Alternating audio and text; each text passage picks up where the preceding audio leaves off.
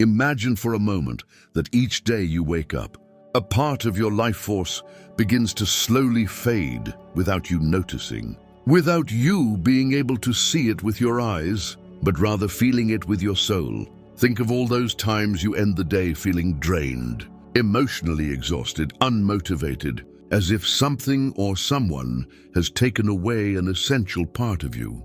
What if I told you this is no coincidence? Today, we will delve into a profound and revealing knowledge, one that has been monitored for centuries. Let's talk about how it's stealing your vital energy, how to recognize it, and most importantly, how to protect it. Ultimately, I'll reveal the most powerful and transcendental secret to harnessing your inner strength, a truth that has remained hidden, reserved only for initiates. And believe me, it's more powerful than you imagine. This knowledge isn't new. It is rooted in the teachings of ancient civilizations, in Hermetic wisdom, in Gnostic texts, in Vedic sutras, and in the hidden manuscripts of mystery schools. Vital energy, called prana, chi, ka, or simply soul, has been understood and venerated by cultures around the world as the sacred fuel of existence. Without it, there is no mental clarity, no spiritual direction, no will. But how is it possible that they're stealing this energy without you even knowing? Observe your surroundings. We live in an age of constant noise, constant distraction, overinformation, and superficial relationships. Every notification on your phone, every idle conversation, every unintentional commitment, all of this could be acting as a micro-drain of your energy.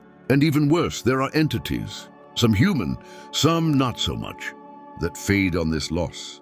Carl Jung spoke of the collective unconscious and how archetypes influence our psyche. Now, what happens when these archetypes are manipulated to generate fear, anxiety, or dependence? Millions of people begin to vibrate at low frequencies, generating an inexhaustible source of dense energy that is easily absorbed by those who know how to tap into it.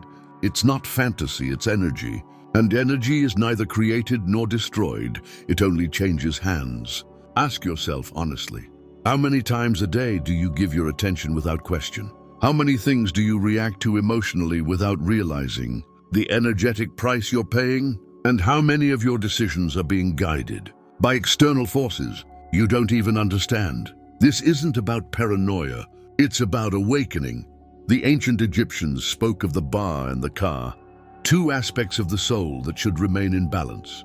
If one of them were drained, the person would lose their connection with the divine source. In Hinduism, we teach that prana travels through the nadis, subtle channels that can be blocked or altered by external influences. Amazonian shamans warn of the tunchis, or spirits that feed on the prana. And Sufi mystics speak of the nafs, the lower self, as an open portal through which the life force escapes, if not controlled. All of this has something in common: the deep understanding that our energy can and will be drained if we don't learn to protect it. But how does this theft begin? First, through unconscious attention. Anything that constantly captures your attention without a clear purpose acts as an energetic cord. When you see images charged with fear, hatred, shame, or despair, your field weakens. When you're in environments where conversations are superficial, critical, or full of judgment, your energy centers, your chakras begin to close. Second, through poorly managed emotional interactions. Some people, unaware of it, act as energy drainers. They're the ones who constantly complain, the ones who seek you out just to release their emotional burden. Every time you enter this field without protecting yourself, you're giving up a part of yourself. Third, through self-sabotage, limiting beliefs, negative self-talk, and habits that erode your vitality. All of this disconnects you from your spiritual core and makes it easier for others to take what you're not defending. And this is where many fail, because they believe that meditating for 10 minutes, saying positive affirmations, or lighting a candle is enough. But truly defending your energy requires awareness, spiritual discipline, and knowledge. It requires a vibrational shield built through an understanding of universal laws, such as those Hermes Trismegistus laid out in Kybalion. The law of mentalism, for example, teaches us that everything is mind. And if everything is mind, then everything begins in your thoughts. Every negative thought you tolerate, every belief you accept without question, is an opening, a door. I promised you surprising revelations, and we're just getting started. In the next sections, we'll discover how to accurately identify who or what is draining your energy, how to close these portals, how to strengthen your vibrational field, and finally, how to become an inexhaustible energy channel, immune to external forces. But first, let me know in the comments. Have you ever felt like you're giving too much without receiving anything in return? Do you feel like there are people or situations that leave you empty after being around them? Share your experience, because this is the first sign, and recognition is the first step toward protection. When you begin to notice the signs of energy drain, you're entering a new stage of your awakening. You can no longer live in denial. And even though recognition is the first step, the next is even deeper, observing the mechanism. Stop and observe. Every time you're around certain people, do you feel your chest tighten, your breathing more shallow, or your mind become confused? This isn't a coincidence. Your energetic body is reactivating. Because in the subtle, the invisible is more real than the visible. And on this plane, the exchange of energy requires neither words nor physical contact. Intention and emotion are enough, even thought. Many energy field scholars, such as Barbara Ann Brennan, a former NASA scientist and author of Hands That Heal, have documented how human interactions can alter the auric field.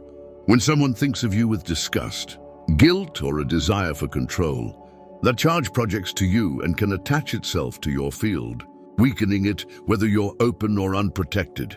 In other words, you don't need to be facing your energy vampire to be drained. It's enough to have an unresolved emotional bond, an unresolved dependency, or an active psychic connection. And we're not just talking about people. Institutions also steal energy. Educational systems that stifle creativity. Religions that instill guilt instead of liberation. Media outlets that constantly fuel fear. Social media that generates anxiety and chronic comparison. Everything is designed to keep your frequency low, because the lower you vibrate, the more manipulable you are. And the more manipulable, the more energy you give. So what to do? First, you must close the portals. There are 3 main portals through which your vital energy escapes. The first is attention. The second, emotion. The third, words. Attention is your spiritual currency. Wherever you place it, you're telling the universe that this is important. That's why ancient sagas insisted on the practice of inner silence. When you observe your thoughts and choose what you pay attention to, you strengthen your aura, your subtle shield. The second portal, emotion, is the most powerful. Every sustained negative emotion opens energetic fissures, but it's not about repressing them, it's about integrating them. Buddhism speaks of mindfulness, the ability to observe without judgment. Every time you become the observer of your emotions, instead of being swept away by them, you are reclaiming power. The third portal, speech, is sacred. Every word you speak carries a vibrational charge. When you speak of yourself with disdain, when you curse, when you spread rumors, you are weakening your own field.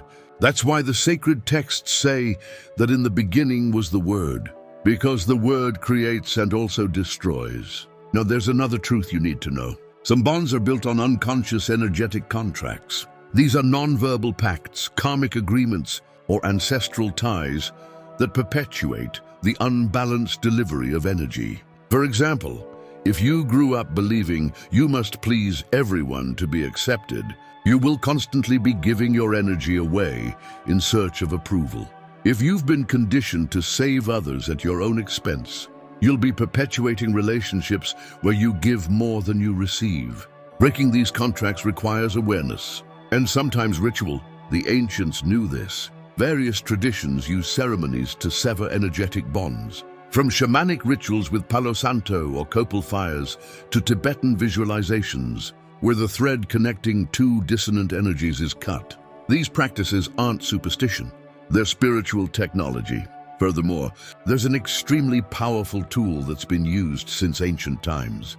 The power of the sacred name. Ancient cultures believed that certain sounds were keys that opened or closed invisible doors. In Hebrew tradition, the ineffable name of God was pronounced only by the high priest in the Sancta Sanctorum. In India, mantras such as Om Namah Shivaya or Ram were used to strengthen energy and harmonize the chakras. In Sufism, the repetition of God's name, dhikr, was a way to maintain connection with the source and prevent energy from being diluted in the world. It's not a religion. It's about vibration. Every time we repeat a sacred sound with deep intention, we are recalibrating our field. We are telling the invisible forces that I control my energy, and only I decide who I give it to. But here comes the most profound part. Your energy field is intelligent. It knows what you need. You know what's left. But if your mind is clouded, you can't hear your guidance. Therefore, true protection begins when you harmonize your thoughts, emotions, and actions. And when you do, something extraordinary happens. You become a magnetic being. A magnetic being doesn't need to defend itself from anything because its field is so strong that anything dissonant simply can't get close. The energetic attack rebounds. The manipulation loses strength. The darkness fades in the face of the light of your inner coherence. And how do you do this? In the next part, I'll reveal how to strengthen your aura. What daily practices are essential to keeping your energy clear? How can you identify subtle psychic attacks? And most importantly, what is the ancient symbol that, when consciously integrated, acts as an impenetrable spiritual shield? But before I continue, answer me in the comments. Have you ever felt like a single conversation left you exhausted for hours? Have you dreamed about someone and then felt their energy strange upon waking? Do you think there's something beyond the physical that's interfering with your path? Your experience may be the key. Others need to understand what's happening to them too. If you've made it this far, you're already vibrating differently, because only those who feel the deep calling to protect their essence remain when the path becomes more revealing. Now let's delve into the practical, the concrete, the keys that the wise men left hidden in plain sight, keys that allow you to strengthen your energy field, close invisible accesses, and transform yourself into an impenetrable being. We begin by understanding the aura. The aura is not just a spiritual metaphor, it's a measured electromagnetic field. Researchers like Russian biophysicist Semyon Kirlian have managed to capture images of the human energy field through gas discharge. Photography. What they discovered was surprising. Emotions, thoughts, and even intention can alter the intensity and color of the aura. A happy, connected, and grateful person emits clear and expansive energy, while someone living in fear, guilt, or resentment projects contracted and fragmented energy. This means that your sustained emotions shape your energy field. Therefore, it's vital to develop habits that constantly raise your frequency. One of the most powerful is conscious breathing. Not just any breathing, but what the gamers call pranayama. This technique not only oxygenates the body, but also allows prana, the universal life force, to circulate through its subtle channels. When you breathe deeply and with intention, you naturally activate your energy field. Each inhalation is an affirmation. I receive. With each exhalation, I release. Another essential habit is contact with nature. The simple act of walking barefoot on the earth, what we now call grounding, has been scientifically shown to regulate the nervous system and reduce inflammation. But on the subtle plane, it does much more. It reconnects your energy with the pulse of the earth, with the magnetic field that sustains us all. When you connect with nature, your aura recharges, and no drain can sustain itself in a recharged field. And now we come to one of the most overlooked and most important concepts: psychic attack. It's not necessary for someone to hate you for you to be under attack. It's enough for them to think of you with envy, with possession, with constant judgment. Each of these thoughts is like an energetic arrow traveling toward your field. If you're strong, the arrow dissolves. If you're weak, it can stay there, like a burden you don't understand, but it affects you. Edgar Cayce, the famous American poet, spoke of psychic cords. invisible energetic ties that are created between people through intense emotions, especially in romantic, family, or emotionally dependent relationships. These cords can remain active years after physical contact. Therefore, many people feel unable to let go of a past relationship or continue to dream of someone who is no longer part of their lives. The energy remains connected. Breaking these bonds is not evil. It is liberation. To do this, there's an ancient technique called cord cutting. It's done by visualizing the bond that binds you to that person or situation, feeling intensely that it has fulfilled its purpose, and then imagining a golden light or a flaming sword, gently cutting it with love. You give thanks for what you've experienced, bless what you've learned, and let go. Thus, the field begins to close, and your energy returns to you. But the most important thing is still missing. Remember, at the end, I promised to reveal the ancient symbol that acts as an impenetrable spiritual shield. This symbol is the circle. Yes, the circle, present in all cultures, from Tibetan mandalas to the protective circles of Celtic druids. The circle represents unity, infinity, and wholeness. And when you visualize a circle of light around you, you are building a vibrational barrier that protects your field. Do this exercise every morning. Before starting your day, close your eyes. Visualize a sphere of brilliant light completely surrounding you. Feel this light envelop you from every angle. Say to yourself, I am protected by the light. Nothing that doesn't vibrate with love and truth can touch me. Feel this sphere as an invisible armor. An armor that isn't hard but high frequency. And if you do it consistently, you'll notice something incredible. Some people will start to pull away, not because you reject them, but because your vibration no longer matches theirs. Energy drainers can't stay close to a high-vibrating being. It's like trying to breathe underwater. They can't do that at this point. You might be wondering, what if it's someone I love? What if it's my family? How do I protect myself without rejecting the one I love? The answer is the most spiritual of all, with boundaries. Boundaries are sacred. They are not walls. They are circles of self-love. You can love someone deeply and at the same time decide not to allow their chaos to enter your field. This isn't selfishness. It's energetic sovereignty. And that is the highest principle of this Ensenhansa, energy sovereignty. The ability to decide who you give your energy to, when, and for how long. It is your divine right. Now that you understand how to strengthen the field, how to close the portals, and how to sever the bonds, you are ready to receive the final knowledge, the supreme principle of energy transmutation. Because it's not just about defending yourself. It's about transforming darkness into light, fear into power, loss into purpose. And we'll see that in the next and final part. But first, reflect with me. Have you ever felt that some people just don't fit into your life? Have you been surprised to discover that your inner peace is more important than any external approval? Tell me about your experience in the comments, because sharing is also a way to protect your energy. The energy of collective consciousness. Now that you know how to identify drains, how to protect yourself, how to cut ties and strengthen your field, you are ready to receive higher knowledge. This is not theoretical knowledge. It's practical and transformative, and its application can irreversibly change your reality. Because here we're not just talking about protection, but about energetic transcendence, about becoming a conscious channel of light. To be not just someone who defends themselves, but someone who illuminates. Are you ready for the supreme principle? This principle has been called many things: the great work in Hermeticism, transmutation in spiritual alchemy, Christification in the Christian esoteric tradition, enlightenment in Buddhism. But in essence, they all point to the same thing: the mastery of the inner fire. And what is this fire? It's your life force, your creative energy, your divine power.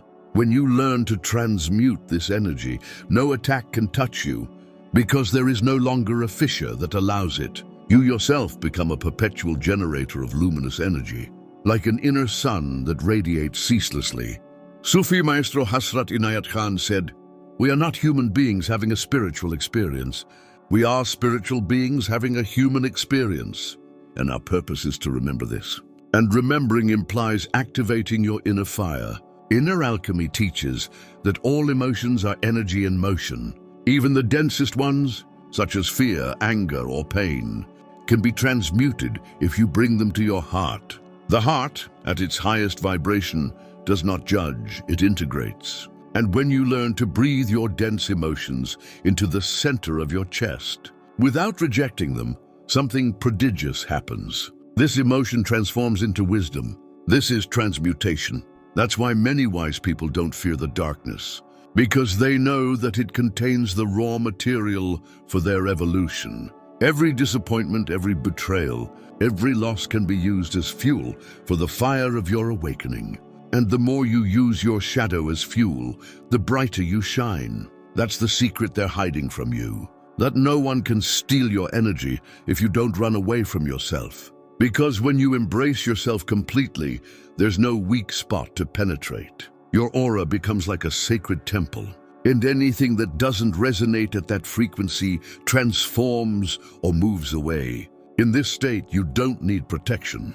You become protection. You don't need defense. You become presence. And it's at that point that you discover that what you thought was a battle against others was always an internal battle, and that you were both the guardian and the thief. Yes, sometimes the one who steals the most energy is yourself. Every time you sabotage yourself, every time you repeat destructive thoughts, you give in to fear, resentment, and procrastination. You're giving your energy to a system that wants to see you weakened. You don't need external enemies if you're disconnecting from your source. But this isn't a judgment. It's an invitation to reclaim your center, to take the throne of your energy, to look within and firmly tell yourself, I choose to be present. I choose to remember my power. I choose to vibrate high, not to demonstrate, but to inhabit my truth. And it is from this place that you can begin to create a new reality. Because when you are energetically equipped, you not only stop being drained, you also become a source for others. Your very presence begins to elevate spaces. Your own words can inspire. Your silence can heal. Not because you're trying, but because your vibration does it for you. And that brings us to the last secret. This is the most powerful of all. The energy you give is the energy that comes back. But how you give it determines how often it returns. If you give from emptiness, you will attract more emptiness. If you give out of a need to be seen, you will attract devaluation. But if you give out of abundance, from true love, from the pure desire to share your light, you will attract expansion effortlessly. And here the magic happens. What once required protection now becomes creation. You no longer live in a defensive state. You live in conscious design. And that's where your true spiritual service begins. Not protecting yourself from the world, but becoming a channel through which the world can remember your essence. This is what the great mystics knew, that we didn't come here to hide from evil, but to transmute it. We didn't come here to survive, but to be beacons in the darkest night. And that beacon could be you. Not tomorrow, not when everything is perfect. Now, here, with what you are, with what you know, with what you have healed. But tell me, do you dare to live without fear, to reclaim your energy, to close your portals, to cut the ties that drain you, and transform your shadow into creative fire? Let me know in the comments. This space is a temple of consciousness, and your voice can inspire others who, like you, are awakening. And if this message resonated with you, share it. Not for me, not for the channel, but for those who don't yet know they're being drained, and who need this truth as a beacon in the darkness. Remember that. Your energy is sacred. Don't give it to those who don't honor you. Don't waste it on what doesn't nourish you. Don't deny it out of fear. Because you're not here to survive. You're here to shine. And now you know the end. Thanks for looking.